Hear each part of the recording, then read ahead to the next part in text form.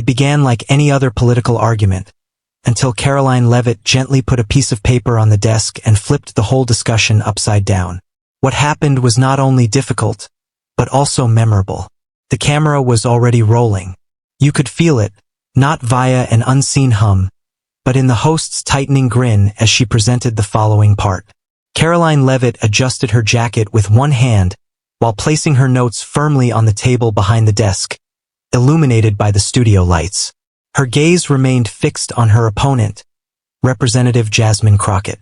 Karoline did not blink much. When she did, it was intentional, like punctuation.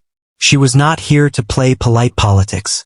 The tension had been slowly rising throughout the event, with each interaction becoming somewhat harsher than the previous. However, with millions watching live from living homes in Modesto to Baltimore, things were about to change. Jasmine Crockett reclined back in her seat, crossed one knee over the other, preparing to speak again. Her tone was light, yet her words were impactful. She said that the American people are weary of being misled. They want leaders that reject corporate influence and really represent their areas. She looked at Karoline, as if challenging her to answer. The host turned to face Karoline. Ms. Leavitt, do you want to respond? Karoline did not hesitate. Absolutely, she answered, her voice even and razor keen. That is really why I am here. The host leaned slightly forwards. Even she was aware that something was about to happen. Karoline took a single piece of paper and delicately held it between her fingertips. Congresswoman Crockett, you have often said that you do not take contributions from corporate PACs. But, according to public records, which I obtained, you have received more over $370,000 in PAC donations. Jasmine moved slightly. Her face did not change, but her fingers grasped the armrest a bit more tightly. Some of these money came from groups with close links to big pharma, tech lobbyists, and large military companies, Karoline said. So, when you claim you speak for the people, are you referring to your voters or your donors? The room became silent. Crockett grinned, evidently taken off guard.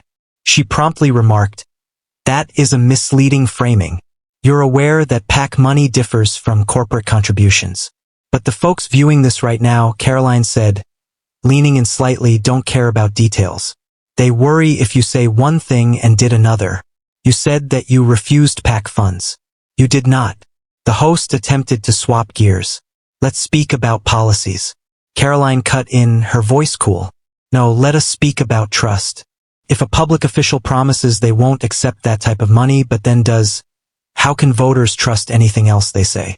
Crockett attempted to maintain a measured tone. This is just smoke and diversion. We're discussing real-world issues in America, and Karoline wants to go over line items and travel receipts like we're on a game show. Karoline cocked her head slightly. Transparency is not a game, Congresswoman. You established your brand by being a straight shooter. I'm simply curious, who are you shooting straight with? Because it does not seem that they are your constituents. The host remained mute. The creators did not cut to commercials. The studio audience did not applaud or gasp. It was not that kind of show. However, at home, on phones, computers, and smart TVs, individuals were already setting records. But this wasn't the worst blow yet. Karoline had much more. Jasmine Crockett repositioned the microphone on her lapel. She grinned, but not with her eyes. Karoline's last phrase had impacted harder than she had anticipated. She was now observing every movement. Karoline, however, was not completed. She tapped her pen on the page for a moment before proceeding. She wanted the opportunity to breathe, to sit heavily in the air. Karoline remarked calmly, "You mentioned real problems in America. You are correct. Folks cannot afford food. Their rent keeps rising. Small firms are trying to compete with large enterprises. But, while you promised to fight for them, you were collecting checks from the ones who were creating the issues." She made a little bend toward the cameras. Let us be precise. Her tone shifted, not louder, but harsher, like a parent recounting everything they discovered in their child's bag. She started by asking for $10,000 from the American Hospital Association, another $5,000 from a defense industry PAC affiliated with military contracting businesses, $7,500 from an organization that has advocated against independent pharmacies. Crockett leaned forwards now. You are cherry-picking. This is how the system works. Everyone, whether Republican or Democrat, receives PAC assistance. It does not imply that you are owned by them. Karoline lifted her eyebrow. It suggests you aren't who you claim to be. A pause. That's what this is about. Not just the money. It's the difference between the picture you've sold and the reality you live in. Crockett laughed briefly, but there was no comedy about it. This is extravagant coming from a Trump supporter. Karoline did not flinch. I never claimed to be someone I am not. You, on the other hand, have built a career out of being anti-establishment while benefiting from establishment money. You want to discuss hypocrisy? Let us chat. The presenter leaned forward, eyes wild, peering at the production booth. The floor manager gave a slight motion. Stretch the section. Viewers were visibly hooked. Karoline looked down at her notebook. I don't blame the voters for believing you. You have charm. You talk with conviction. However, trust is important when someone promises the public that they do not accept PAC money and then collects hundreds of thousands of dollars from them. This is not a mistake. It is computed. Jasmine's jaw was tighter now. If you understood anything about campaign financing, you'd understand how elections are financed. I do not accept money directly from companies. Karoline interrupted.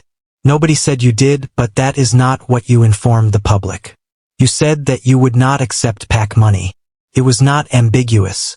It was not difficult. It was a promise. For a minute, none of them spoke.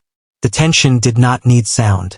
It was apparent from Jasmine's expression that she would not respond with another retort. Karoline then delivered a phrase that would be quoted for days.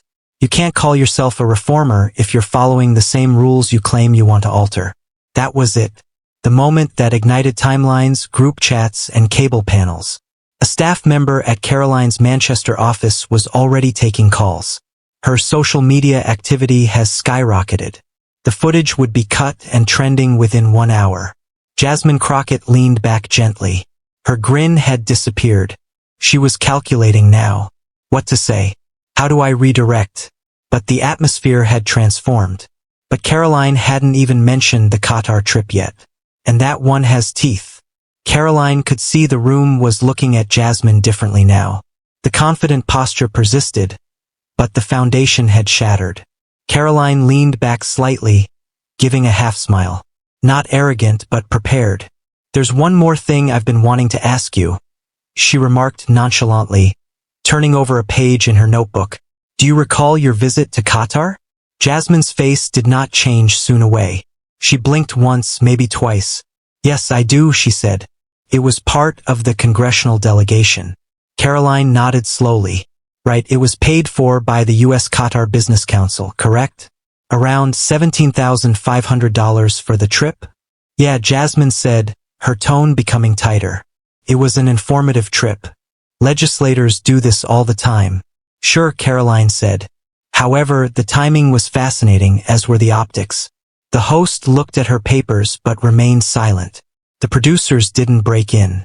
This was not something they wanted to give up. Karoline lifted another piece of paper. This council is noted for its strong links to Qatar's government. You know, the one accused of sponsoring Hamas-related activities? Her voice did not alter pitch, but the weight of the charge caused everyone to sit up straighter. Crockett opened her lips, but Karoline continued going. I am not suggesting you went there with evil intentions. However, while Americans were still reeling from the news and families were attending funerals for terrorist attack victims, one of their elected members was on a luxurious vacation abroad sponsored by a business related to a government under significant international investigation. Jasmine's defense was rapid, maybe too quick. I went to learn about regional diplomacy. I spoke with authorities and military advisors. It was not a vacation. No one said it was, Karoline responded. However, it was financed for by individuals with their own agenda. And accepting money from those types of organizations, whether they are PACs or foreign councils, begs a straightforward issue. Who are you really responsible to? Jasmine scowled. It was a cheap shot. It is not, Karoline answered, locking gaze. It's a legitimate concern since it's difficult to claim moral authority while traveling business class on a trip funded by those seeking to influence U.S. policy. For the first time, Crockett seemed to falter. Her words slowed. I had no idea about any of it before I attended. That's reasonable, Karoline said. But you do now. Have you repaid the money? Silence. The question lingered there, not screamed or theatrical, but firmly set like a nail in the table between them. Jasmine's lips parted and then closed again. She looked at the presenter, the camera, and then back at Karoline. I haven't, she eventually admitted. Karoline nodded once as if acknowledging the end of a lecture. So you're expecting people to think you're unique, that you don't engage in the same political games. However, you are physically taking the same flights, sponsored by the same players, to the same destinations. Jasmine leaned forward again. This time, instead of arguing, focus on containing the damage. I stand by my record. I fight for working people. I attend meetings throughout the globe to enhance our policies. Karoline intervened again, quietly and calmly. You're not wrong to desire to learn. You're foolish to pretend you don't gain from the identical system you decry. You made the trip, received the cash, and never revealed the sponsors to your people. That is not transparency, however. That's an omission. The air deepened with quiet. The presenter eventually glanced toward the production booth, but the signal remained clear. Allow it to ride. Karoline carefully closed the folder. It's not personal, she said. It's the public's confidence. That's what this is about. But Karoline wasn't finished. There was one more occasion that would have far-reaching consequences beyond politics. Karoline did not talk straight away. The room had previously been charged, but this time it wasn't only for campaign cash or international excursions. It was about character and public decency, the kind of event that creates an indelible impression, particularly when captured on video. She stared at Jasmine with a weird gentleness, as if she didn't want to explain what happened next, but she did. Karoline remarked, "There's something else I'd like to ask Congresswoman. And I want you to ponder before you respond." Jasmine's eyes narrowed slightly. She was on edge now. You referred to Governor Greg Abbott as Governor Hot Wheels on social media. Do you recall that? Jasmine did not flinch. Yes, I said it, she said simply. Karoline nodded slowly as she repeated what you had said. And that wasn't a slip. It was a completely crafted and edited message ridiculing a guy in a wheelchair because you disagreed with his views. Jasmine raised a hand. That remark was uttered out of exasperation after a heated exchange. I've been continuously assaulted online. I was venting. Karoline did not raise her voice. Many of us are under pressure, but there is no reason for targeting someone's handicap. Jasmine shifted again. Greg Abbott has implemented policies that damage individuals. If he wants to play tough, he should anticipate opposition. Karoline remained motionless. Pushback is okay, but criticizing someone's handicap crosses a line. Jasmine's countenance flickered between defiance and embarrassment. People joke all the time on Twitter, she said. Sarcasm serves as the foundation for this platform. You two have been snarky. Karoline leaned forward just enough to close the gap. Sarcasm is not the same as when a prominent personality attacks someone's appearance, gender, or health condition, particularly a physical impairment. It becomes a mirror of their identity. Jasmine did not respond straight away. She slumped back in her chair, jaw hard, yet her gaze flickered to the floor. Karoline's tone softened somewhat. Millions of Americans use wheelchairs. They face obstacles that most of us cannot grasp. They're veterans, moms, and children. And when someone in Congress uses them as a jest, they feel smaller. It tells them they are worth less. The studio had never been so silent. Even the team behind the cameras had stopped moving. Jasmine groaned. Look, I don't hate people with disabilities. I have members in my own family who, as Karoline gently interjected, believe that it is about responsibility rather than hatred. You represent all people. That carries weight. Words don't merely reverberate, they land. Just a break to clear the air between them. Have you apologized to Governor Abbott? Karoline asked. Jasmine shakes her head. No, we have not. Wouldn't you? I'd think about it, Richard answered. But I'm not going to be forced into a staged scene for television. Karoline didn't press, she just nodded once. You owe me nothing, she replied. People are watching, and they are listening. They are selecting what kind of conduct they are willing to tolerate from leaders. Jasmine attempted to turn. Let us not pretend that Republicans haven't said worse. Karoline did not blink. Some have, and I've also denounced them. This isn't a party, it's about human dignity. The host leaned forward again. We're short on time. Are there any last thoughts before we close? Karoline gazed squarely at the camera. If we want to alter politics, we must stop making excuses. Every one of us makes mistakes. However, when we do, we take ownership. This is what leadership looks like. The host nodded and turned to Jasmine. Congresswoman? Jasmine's expression was unreadable. I have stated what I came here to say. However, home viewers had already made their decision. The moment had left its stamp. Not only did it go viral, but things were already heating up behind the scenes. Phones rang, headlines were made, and what was the general opinion? It was altering quickly. By the time the credits rolled, the internet had already taken control. In a modest journalistic office in San Antonio, a young editor crouched over his desk, editing the piece into a 90-second clip. He didn't require permission. It was evident that this would spread like wildfire. What's the title? Karoline Leavitt examines Jasmine Crockett on live television. Within 15 minutes, it was trending on X. In Fort Lauderdale, a group of political podcasters were watching the program live. They cut their typical summary short and struck record. Hold on, one said, flipping his microphone. We just saw a real-time tantrum and Leavitt did not even raise her voice. The response was not just immediate, but also emotional.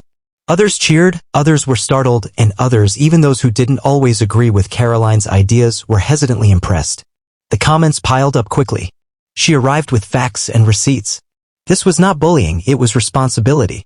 Crockett lost not just the debate, but also control of the room. The scene has already been snipped and reshared on political Facebook sites. Seniors in Spokane texted the link to their children. A single father in Tampa watched it again during his lunch break. Teachers in Omaha shared it with side remarks such, "Say whatever you want, this girl was ready." Meanwhile, Crockett's crew remained mute. Interns sat at their workstations watching as alerts flooded in. The group text for her squad had been muted, which was never a good sign. In her own office, Jasmine sat scrolling. She viewed the video of herself hesitating mid-sentence following Karoline's query about repaying the Qatar money, and the camera lingered on her face. She felt besieged. Aide after aide advised tweeting an explanation, a statement, or anything, but everything seemed defensive. What if we don't say anything? One employee inquired. Allow it to pass? Jasmine glanced up, her voice quiet. It is not going to pass. Karoline was already debriefing her staff upon her return to Manchester. Her publicity advisor smiled as if she saw a good opportunity. That was a home run, she said. No shouting or gloating, just the reality. Karoline did not grin back, not yet. It's not about hitting her, she said. It is about ensuring that people see through the act, which they did. On YouTube, independent pundits began to weigh in. A moderate commenter from Tucson expressed what many were thinking. I don't care whatever side you're on, Karoline came up. She delivered facts and remained cool, that is leadership. However, not everyone was rejoicing. Some viewers defended Jasmine.